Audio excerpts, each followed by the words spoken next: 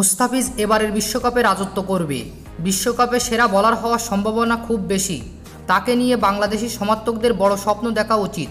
এবার মুস্তাফিজকে নিয়ে অবাক করা তথ্য দিলেন ভারতের সাবেক অধিনায়ক মহেন্দ্র সিং ধোনি।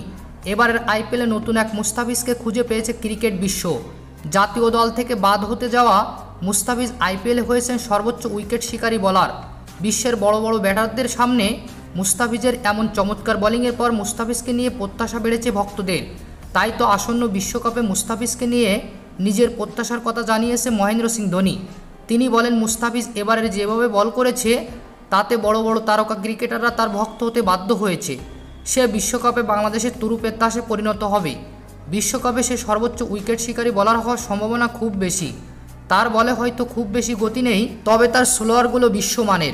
টি-20তে এমন স্লোয়ার কাটার খুব মারাত্মক। ছোট দলের ব্যাটাররা হয়তো তার বল খেলতে হিমশিম খাবে।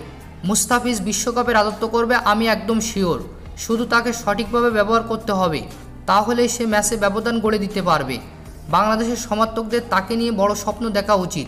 তো প্রিয় দর্শক, মহেন্দ্র সিং ধোনির সাথে কি আপনিও একমত? কমেন্ট করে জানিয়ে দিন। ধন্যবাদ।